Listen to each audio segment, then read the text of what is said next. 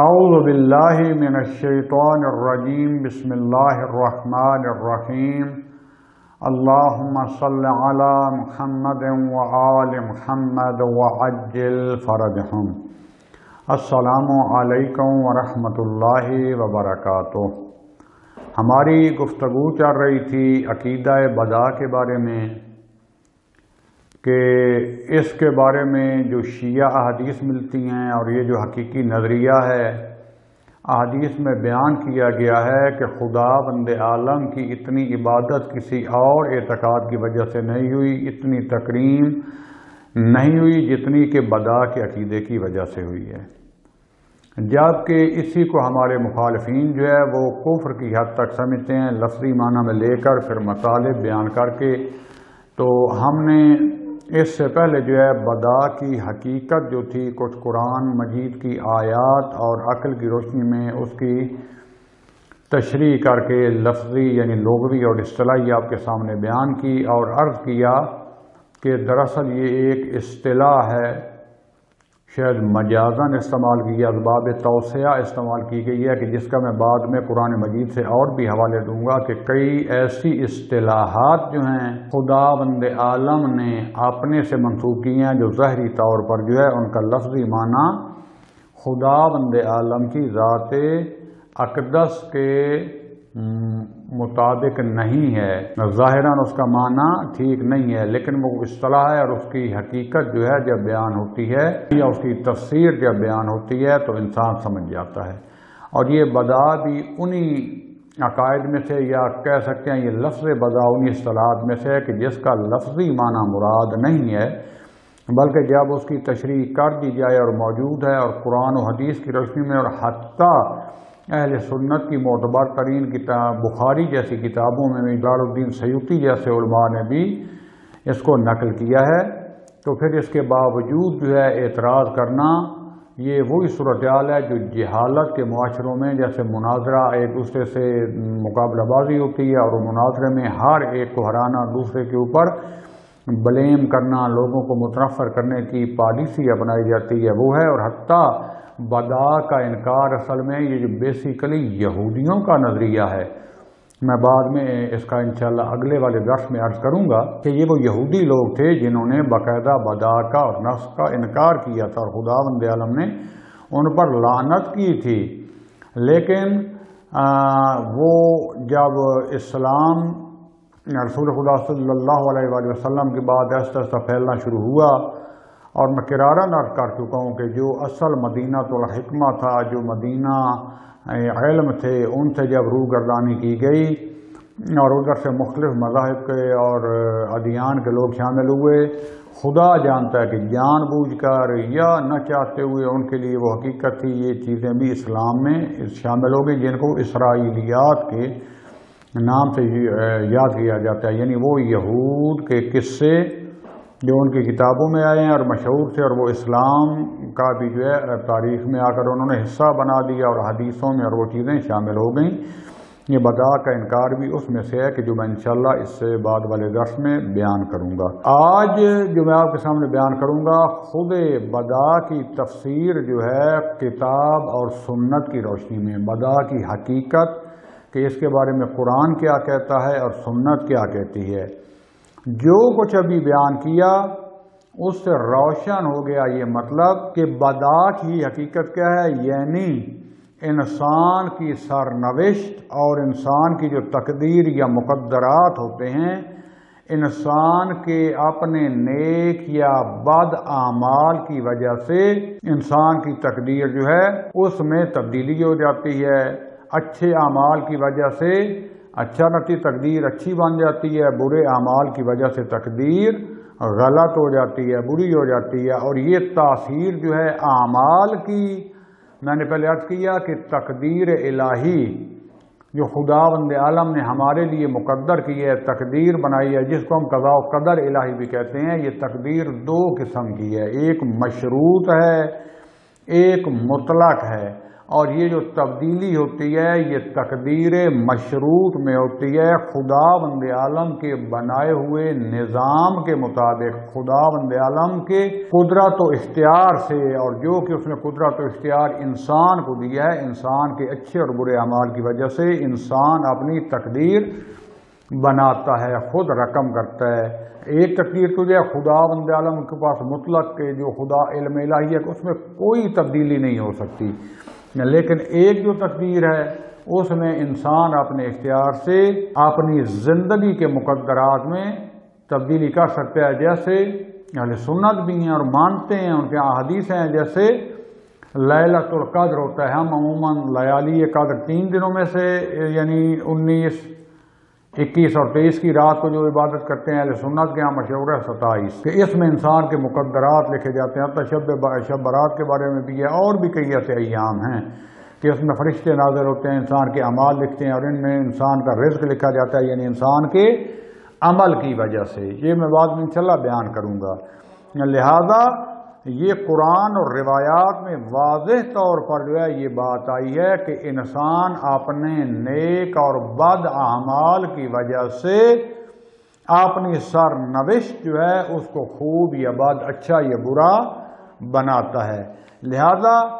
میں اس موضوع کے بارے میں جو ہے بہت زیادہ آیات قرآن مجید میں نازل ہوئی ہیں، وارد ہوئی ہیں۔ میں جو ہے چند مثلا 6-7 آیات آپ کے سامنے پیش کرتا ہوں، اور کچھ جو ہے احادیث اور روایات بھی پیش کروں گا جو کہ اہل سنت منابع میں بھی ذکر ہوئی ہیں اور شیعہ منابع میں بھی، کہ جو واضح دلالت کرتے ہیں کہ انسان کا کردار جو ہے وہ اس کی سرنوشت میں، وہ اس کی تقدیر کے اچھا اور برا بنانے میں، اس کی زندگی کو اچھا اور آخرت کو اچھا اور برا بنانے میں تاثیر گزار ہیں۔ سب سے پہلے قرآن مجید کی سورہ رعد کی آیہ نمبر 11 میں یہ تلاوت کروں گا۔ خداوند جل فرماتا ہے، بسم اللہ الرحمن الرحیم، ان اللہ لا یغیر ما بقوم حتی یغیروا ما بانفسہم۔ بے تحقیق اللہ جو ہے وہ کسی قوم کی بھی، کسی ملت کی سرنوشت کو جو ہے چینج نہیں کرتا، اس کو تبدیل نہیں کرتا، حتی یغیروا ما بانفسہم، مگر آنکہ یہاں تک کہ وہ لوگ جو ہیں خود اپنی سرنوشت کو تبدیل کرتے ہیں۔ صاف قرآن مجید کی آیت، اور فارسی میں کہتے ہیں نا دار داد میزنیں، یعنی چلا چلا کر کہہ رہی ہے کہ انسان اپنی سرنوشت خود بناتا ہے۔ یہ جو تقدیر الہی جو مشروط ہوتی ہے اس میں کیا کہ جیسا انسان کا کردار اور عمل ہوگا، اگر ایک قوم کا عمل اور ایک انفرادی عمل دونوں تاثیر گزار ہوتے ہیں، قوم کا عمل اچھا ہوگا اس کی تقدیر بھی اچھی بن جائے گی، قوم کا عمل برا ہوگا اس کی تقدیر بھی۔ مثال کے طور پر آپ اپنے پاکستانی قوم کے اعمال کو سامنے رکھ لیں، پاکستان بنانے میں اکثریت مسلمانوں نے ساتھ دیا، اگرچہ مخالف بھی تھے، تقدیر بن گئی ہے، خدا نے نعمت دی ہمیں واقعاً کہ ایک ایسا بہترین خطہ جو ہے ایک مسلمانوں کا بہت بڑا ملک بن گیا، شیعہ کے لیے بھی نعمت اور سنی کے لیے بھی نعمت ہے کہ جس میں ہم اسلام پر عمل کرتے اور بہت اچھا آ رہا تھا، لیکن اس کے بعد ہمارے اپنے قومی کردار کی وجہ سے خداوند عالم نے ایسے ظالم حاکم ہم پر جو ہے مسلط کر دیے کہ جہاں جن کے ظلم سے فرار کا کوئی رستہ ہی جو ہے وہ نہیں مٹ رہا، دن رات لوگ رو رہے ہیں۔ اور اب تو من حیث القوم ہمارے اعمال، چاہے آپ ہمارا مذہبی طبقہ دیکھ لیں، چاہے آپ ہمارا سیاسی طبقہ، یا جو بھی مقتدر ادارے ہیں، ایک ایک ہر کسی کو بنانا، اپنا مال، اپنا گھر، اپنی شاہی بنانے کی پڑی ہوئی ہے۔ حتیٰ 60 سال ایج ہے نا ریٹائرمنٹ کی، آپ نے دیکھا ہوگا کہ پاکستان میں جب ایک آ جاتے ہیں قدرت میں تو کوشش کرتے ہیں بیٹھے رہیں، کسی صورت میں بڑھاپے میں بھی ان سے جو ہے یہ منصب نہ لیا جائے، ہر جائز و ناجائز طریقے سے دباؤ ڈال کے لالچ دے کر جو ہے پیچھے والے بیٹھے ہوتے ہیں بیچارے منتظر کو، ان کو بھی موقع ملنا چاہیے، ان کا حق مار کر پھر جب تک کہ پکڑ کر نہ اتارا جائے، چاہے ہمارے سیاستدان ہوں، چاہے ہمارے ڈکٹیٹر جو آئے ہیں ماشاءاللہ کے، جو بھی حتیٰ نیچے افیسر دیکھ لیں، حتیٰ 60 سال کی ایج میں ریٹائرڈ ہوتے ہیں تو پھر اس کے بعد جو بڑے بڑے عہدے ہوتے ہیں ان پر یہ براجمان ہوتے ہیں۔ اور اتنا بنا رہے ہیں جیسے بھی ایک دو شادیاں ہوئی ہیں ہمارے سیاستدانوں کی بیٹیوں کی، اور دیکھیں کہ انہوں نے خدا جانتا ہے اتنا کبھی غریبوں پر خرچ کرتے ہیں۔ ہندوؤں کی مثالیں ملتی ہیں، کچھ عرصہ پہلے جو ہے آپ نے دیکھا کہ ہندو کی بیٹی کی شادی تھی، اس نے کہا بیٹی جتنا آپ کے جو ہے شادی پہ خرچہ کرنا ہے کیوں نہ غریبوں کو گھر بنا دوں، 90 یا کتنے گھر بنا کے دیکھ 90 گھرانے یہ جتنے تھے انہوں نے ان کی زندگی کا سامان تو فراہم کر دیا، جو کہ ساری زندگی ان کے لیے دعا گو بھی رہیں گے اور ان کے تابع دار بھی بن کریں گے۔ لیکن ہمارے یہاں کیا بن چکا ہے، جس کا ہاتھ پڑتا ہے غریبوں کا خون بھی نچوڑ کے، پہلے تو کہتے تھے نا کہ یہ جو بھی ہوتا ہے حتیٰ مولوی یہ دوسروں کا خون نچوڑتے ہیں، آج مولویوں کا خون نچوڑنا شروع کیا ہوا، بدلے لے رہے ہیں۔ سنا میں عرض کر رہا تھا کل والے درس کہ بات ہو رہی تھی کہ ابھی کیوں ڈاکٹریٹ کامل ہوا ہے تو اس کے بعد خدا نے توفیق دی کہ دین کی خدمت کے لیے یہاں بھی اب تو تدریس کا عمل جاری ہے الحمدللہ انسٹیٹیوٹ میں، اور تحقیق یہاں زیادہ بندہ کر سکتا ہے، تعلیمی دروس کی یہاں قدر و قیمت زیادہ ہے، یہاں واقعاً طلاب علم پڑھ رہے ہیں، جو زائرین آتے ہیں ان کو خدا توفیق دیتا ہے۔ لیکن بہرحال اپنے ملک میں بھی ضرورت ہے، تو بعض لوگ آگے سے دوست کہہ رہے تھے شاید خیال سے آنا، آپ تو جو ہے مولویوں کی تاڑ میں ہوتے ہیں، کہتے ہیں ان کے پاس بڑا پیسہ آتا ہے اور ان کو دھکے دیتے ہیں فلاں۔ بہرحال یہ ہمارا قومی بن چکا ہے ماحول کہ ہمارا دیندار طبقہ بھی جو ہے وہ بھی خراب ہو چکا ہے۔ جب پوری قوم کے اعمال ایسے ہو جائیں تو یہ دیندار بھی تو انہی میں سے نکل کر آتے ہیں، پھر کہتے ہیں اور یہ ہمارے جو حکمران ہیں وہ بھی تو انہی میں سے نکل کے آتے ہیں نا، ہمارے جتنے بھی مقتدر اداروں کے لوگ ہیں انہی سے نکل کر آتے ہیں۔ آج ہم ایک دوسرے کے ساتھ کتنی دشمنی کر رہے ہیں، حتیٰ اپنے ہمارے جو آفیسر ہوتے ہیں، یہ مثلا پولیس کا محکمہ فلاں، ٹیچنگ کا کوئی بھی محکمہ، آ کے فرقہ بازی، اپنی قومی تعصب، ہمارا علاقائی تعصب، دینی مذہبی تعصب، ہم دوسرے کو ناجائز تنگ کرتے ہیں، ان کا حق مارتے ہیں اور ظلم کر رہے ہوتے ہیں، صرف یہ کہ یہ میرے جو ہے وہ فرقے کا مخالف ہے، میری قوم کا مخالف ہے۔ عدل و انصاف کی ہم نے دھجیاں اڑا دی ہیں، تو اس میں پوری قوم کے ساتھ یہی ہوگا کہ آج اتنا قرضہ کہ ہماری 7 نسلیں بھی نہیں اتار سکتی، اور پھر بھی آ رہا ہے، اور جا کہاں رہا ہے غریب آدمی پہ دن بدن۔ وہ یہ دیکھیں کبھی عرض کرتا ہوں شرم آ جاتی ہے، میں کیونکہ زیادہ سیاست میں انوالو نہیں ہوں، لیکن ایک تھوڑی سی امید لگی تھی کہ مدینہ کی ریاست کے ریٹ والے جتنی مہنگائی، جتنا ظلم، جتنی ٹیکس ناانصافی اس ملک میں ہو رہی ہے اس دور میں، جتنے جھوٹ اس میں بولے گئے پہلے کیا سے، لیکن کیونکہ ہماری قومی حالت بھی یہ ہو رہی ہے اور ہم پھر انہیں کے پیچھے بھاگے ہوں گے۔ لہذا خدا بند عالم صاف فرما رہا ہے بسم اللہ الرحمن الرحیم ان اللہ لا یغیر ما بقوم حتی یغیر ما بانفسہم، جب تک کہ قوم اپنے کردار کے ذریعے اپنی زندگی کو تبدیل نہیں کرتی خدا بند عالم کا بھی تبدیل نہیں کرتا، اس کی سرنوشت یہی ہوتی ہے۔ یعنی آج خدا جانتا ہے، حسرت سے باہر بھی بیٹھے ہوتے ہیں نا، روزانہ خوف کا شکار ہوتے ہیں کہ اپنے ملک میں جائیں گے تو بنے گا کیا۔ ایسا لگتا ہے کہ ہر بندہ ڈاکو ہے، ہر جو ہے دھوکہ، قتل و غارت، اور کہیں عدالت انصاف نہیں مل رہا۔ خدا سے بہرحال توفیق چاہتے ہیں، کم از کم ہمیں اپنا کردار جو ہے ٹھیک کرنا چاہیے، اگر ہم سے کوئی غلطی ہوئی ہیں تو ہمیں توبہ کرنی چاہیے، اور ہمیں اپنی سب سے پہلے اولاد، اپنے گھرانوں کو، اپنی محفل کو، اپنے شاگردان کو خدا کے دین کی طرف بلانا چاہیے، عدل و انصاف، کیونکہ عدل و انصاف کے ساتھ معاشرے قائم رہتے ہیں، ظلم کے ساتھ جو ہے کبھی حکومتیں اور کبھی معاشرے نہیں چلے، تباہ و برباد ہو جاتے ہیں۔ جس قوم اور معاشرے میں ظلم آ جائے، اور ہمارے گھر میں جس کا ہاتھ پڑتا ہے جو ہے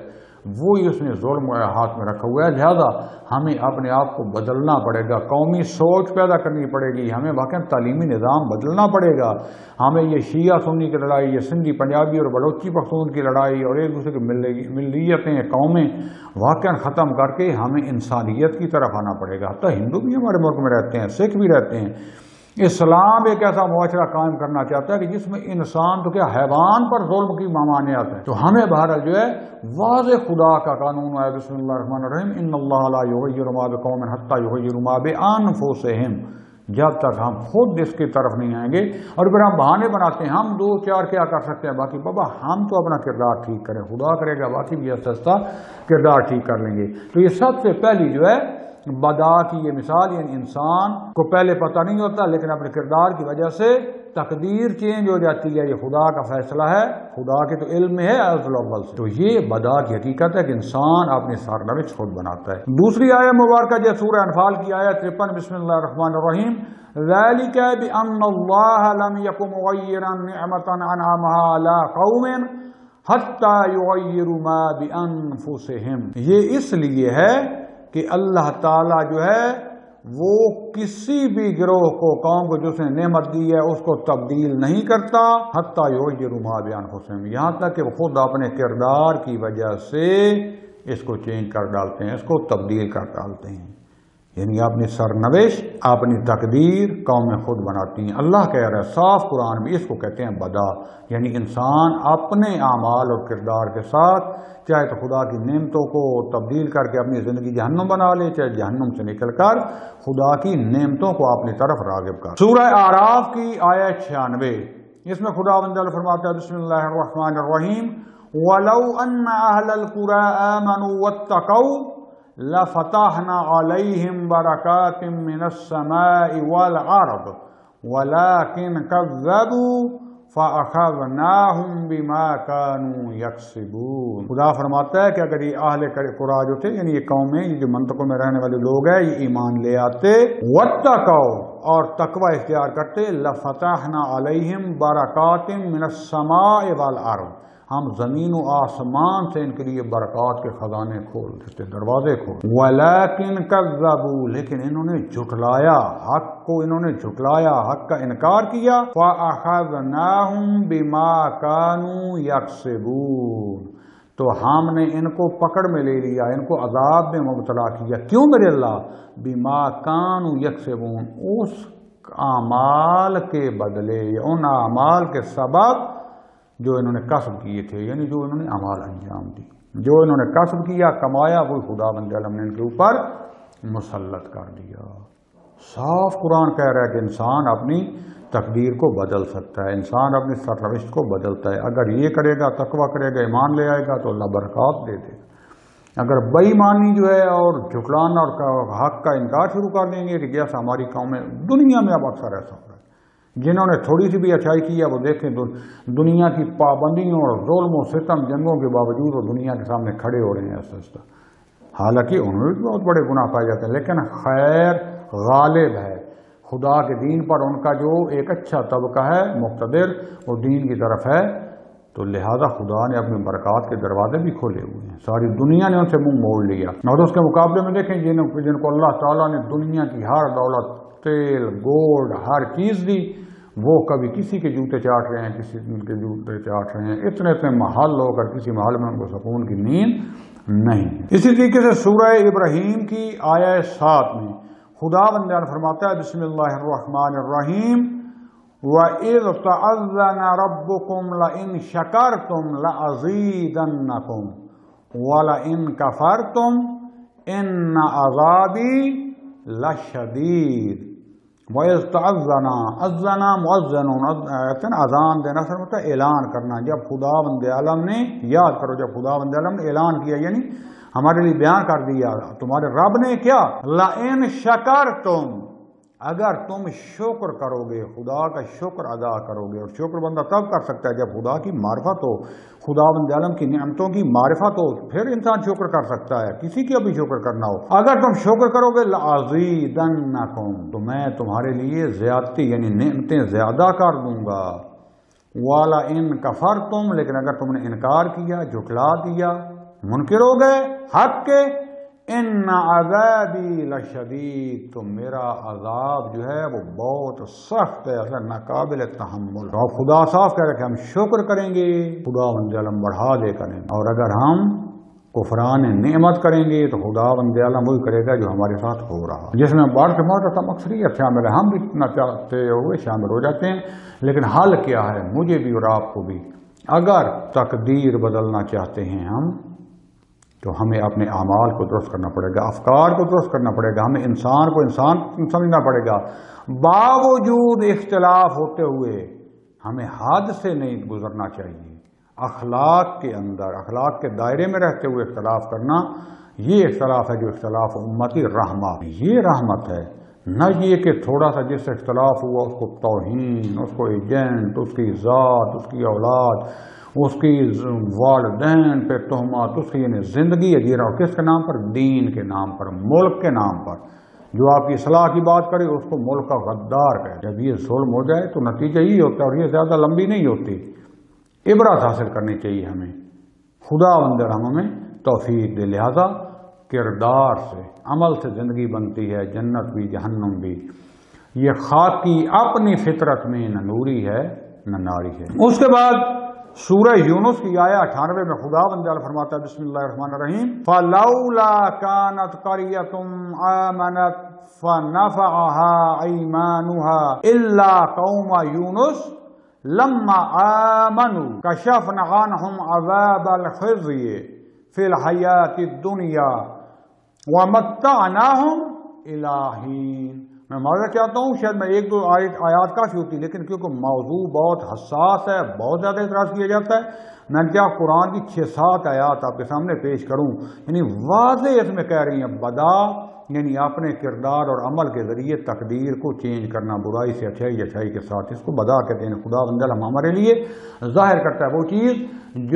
جس کا ہمیں علم نہیں ہوتا، ابدا کے معنی میں ہے، ہم اپنے کردار سے چینج کر سکتے ہیں، اور یہ خدا بند عالم کی خالقیت کے عین مطابق ہے، خدا کی قدرت اور اس کے ارادے کے عین مطابق ہے۔ خدا فرماتا ہے فَلَوْلَا كَانَتْ قَرْيَةٌ آمَنَتْ، کیوں جو ہے ایک قریہ بھی جو ہے، ایک قوم ملت ان میں سے جو ہے ایمان نہیں لے کر آئی تاکہ ان کو یہ ایمان فائدہ پہنچاتا، نہیں لے کر آئے الا قوم یونس، مگر جناب یونس علیہ السلام کی جو قوم تھی وہ ایمان لے آئی۔ یہ ماضی کا قصہ خدا اس زمانے کا بیان کر رہا ہے کہ باقی قومیں نہیں لے کر آئیں۔ اگر یونس علیہ السلام کی قوم ایمان لے کر آئی، وہ بھی اگر ایمان لے کر آتے تو ان کو بھی فائدہ ہوتا، دنیا میں بھی آخرت میں بھی۔ تو قومیں یونس علیہ السلام ایمان لے آئی، لما آمنوا، جب وہ ایمان لے آئے، پہلے وہ بھی کافر تھے لیکن حضرت یونس علیہ السلام کی بات مان کر وہ توحید کے قائل ہو گئے، نبوت کو مان لیا اور ایمان لے آئے خدا کے دین پر، کشفنا عنہم عذاب الخزی فی الحیات الدنیا، تو ہم نے دنیا کی زندگی میں ان سے ذلت والا عذاب ہٹا لی، ان کو عذاب سے چھٹکارا دے دیا، وَمَتَّعْنَاهُمْ إِلَىٰ حِينٍ، اور ان کو اس کا فائدہ دیا ایک مقرر وقت تک، یعنی جب تک وہ زندہ رہے، اس کا وہ ایمان کے ذریعے جو اللہ نے ان سے عذاب ہٹا دیا تھا اور نعمتیں آ گئی تھیں، ان سے وہ فائدہ اٹھاتے رہے آخر زندگی تک۔ اسی طریقے سے خدا بند سورہ صافات کی آیا 143 سے 144 میں خدا بند فرماتا ہے بسم اللہ الرحمن الرحیم فَلَوْلَا أَنَّهُ كَانَ مِنَ الْمُسَبِّحِينَ لَلَبِثَ فِي بَطْنِهِ إِلَىٰ يَوْمِ يُبْعَثُونَ، اگر وہ مسبحین میں سے نہ ہوتا، حضرت یونس علیہ السلام کی بات ہو رہی، اگر وہ تسبیح کرنے والوں میں سے نہ ہوتے، لَلَبِثَ فِي بَطْنِهِ، تو وہ اس مچھلی کے پیٹ میں رہتے، کب تک؟ إِلَىٰ يَوْمِ يُبْعَثُونَ، یوم قیامت تک، روز قیامت تک وہ ماہی کے مچھلی کے پیٹ میں رہتے۔ یعنی تسبیح اتنی کارگر ہے، انسان کی زندگی کو چینج کر دیتی، اتنی بڑی سزا کو ختم کر دیتی ہے۔ لہذا لا الہ الا انت سبحانک انی کنت من الظالمین، حسبنا اللہ نعم الوکیل نعم المولا و نعم النصیر، یہ تسبیح کیا کریں۔ اور مخصوصاً جن پر سختی آئی ہے، گھر میں مصیبت ہے، بیماری ہے، دشمن کا خوف ہے، ظالم حکومتوں کا خوف ہے، وہ یہ جو ہے عرفاء کی بتائی ہوئی دعائیں یہ پڑھا کریں، جو میں پھر بیان بھی کر چکا ہوں۔ اس کے علاوہ جو ہے جتنی تسبیح ہے، اللہم صلی علی محمد وعلی محمد وعجل فرجہم، برکات کے لیے استغفر اللہ ربی واتوب الیہ، استغفار کرنا، رزق میں برکت ہوتی ہے، گناہ معاف ہوتے ہیں، مصیبتیں ٹل جاتی ہیں، سبحان اللہ والحمد للہ ولا الہ الا اللہ واللہ اکبر، اور باقی جتنی بھی تسبیحات ہیں۔ تو لہذا خدا بند عالم صاف کہہ رہا ہے کہ حضرت علیہ السلام کے، یونس علیہ السلام کے تسبیح کرنے کی وجہ سے ان کی سزا معاف ہو گئی، مچھلی کے شکم سے ان کو خدا نے آزادی دی، اور اگر یہ کام نہ کرتے تو قیامت تک مچھلی کے پیٹ میں ہی رہتے۔ تو یہاں اسی آیت سے جو کہتے ہیں نا کہ کیسے قیامت تک بندہ زندہ رہ سکتا ہے، امام زمان علیہ السلام کے عمر کے اوپر جو ہے اعتراض کرتے ہیں اللہ کے، یعنی مچھلی، اللہ کہہ رہا ہے کہ قیامت تک یہ مچھلی کے پیٹ میں رہتے، یعنی مچھلی زندہ رہتی تو تب ہے، ورنہ اگر مچھلی بھی مردہ ہو جاتی تو یہ بھی مردہ ختم ہو جاتے۔ یا خدا کہہ رہا ہے کہ اسی طریقے سے، یعنی جیسے وہ زندہ تھے مچھلی کے پیٹ میں اور مچھلی بھی زندہ تھی، قیامت تک کیسے ہی رہتے، یعنی زندگی خدا دینا چاہے تو دے سکتا ہے، یہ کوئی عجوبہ نہیں، لیکن ہمارے کیونکہ عقل، ہماری معرفت جب نہیں پہنچتی تو ہم بعض چیزوں کا انکار کر دیتے۔ اسی طریقے سے میں ایک آخری آیت پڑھ کے جو ہے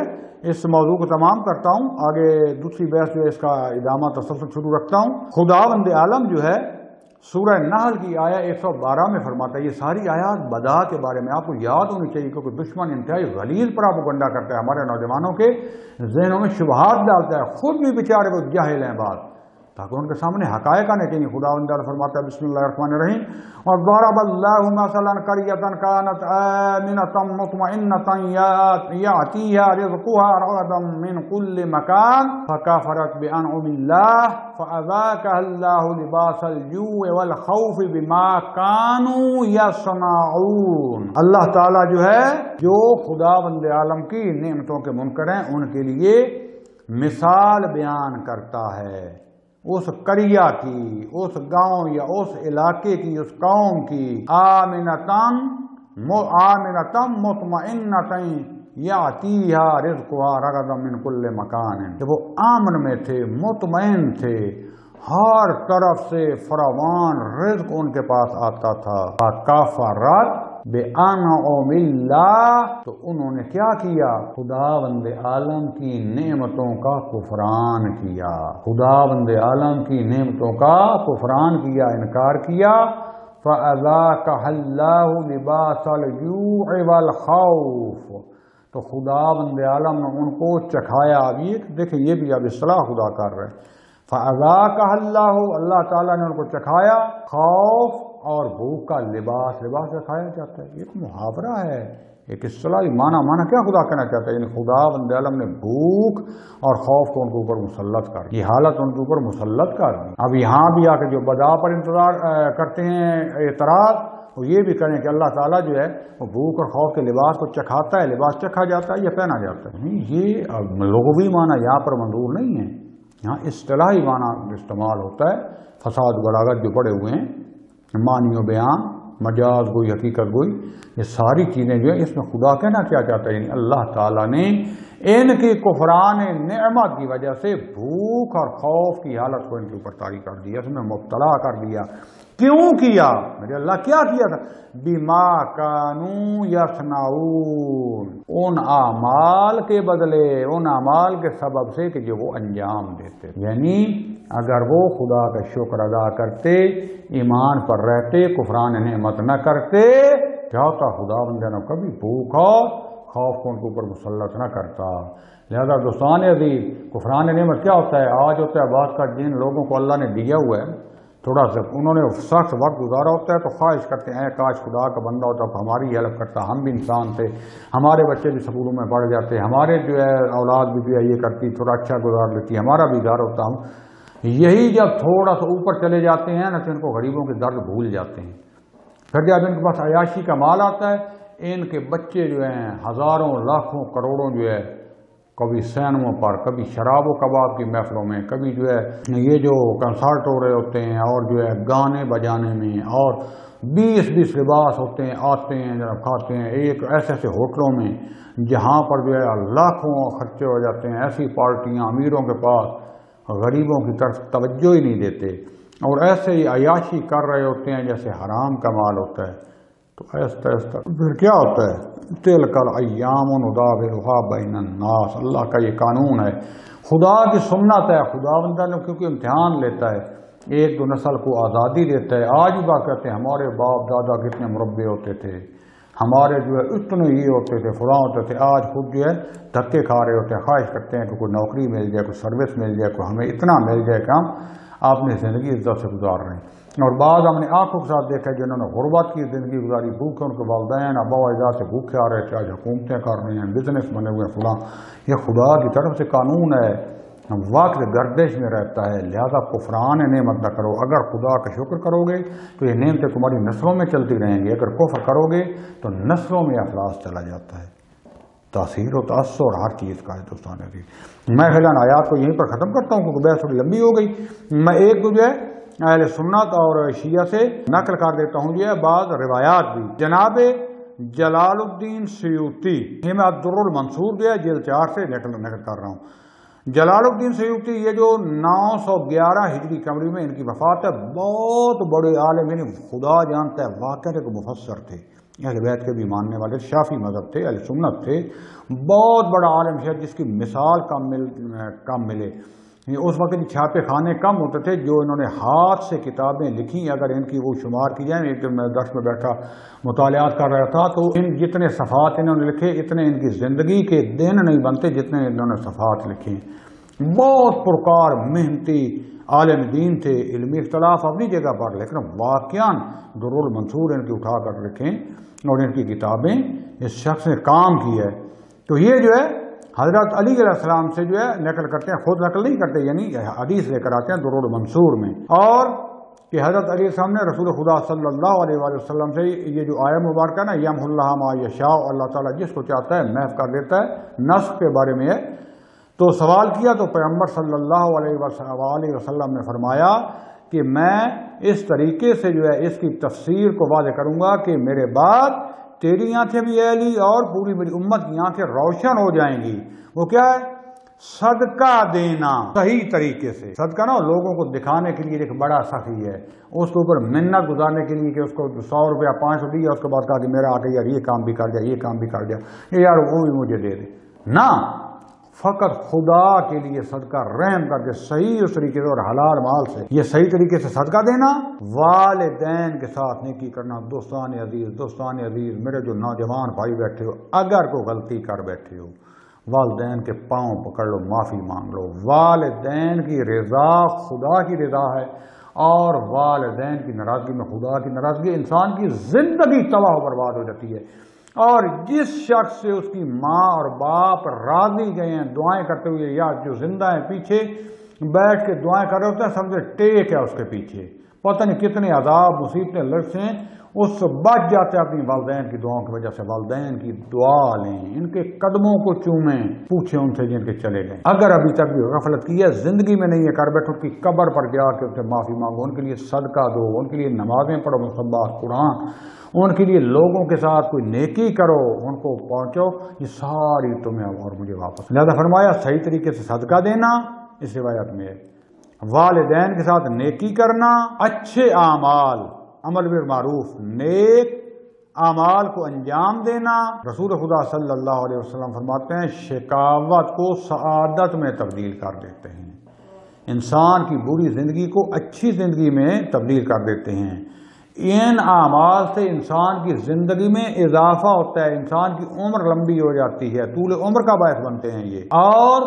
برے حوادث اور حادثات سے انسان کو بچاتے ہیں، مصیبتوں سے بچ جاتا ہے. صدقہ دینا یہ زندگی میں بنا لیں. جب بھی گھر میں کوئی مصیبت آتی ہے، کوئی ایسے آثار نظر آتے ہیں، صدقہ دو فوراً. کسی غریب کو کپڑے لے دو، کسی غریب کو کھانا کھلا دو، پیسے لے کر دے دو. اور زیادہ سخت مصیبت ہو تو خون کا صدقہ دیا کرو.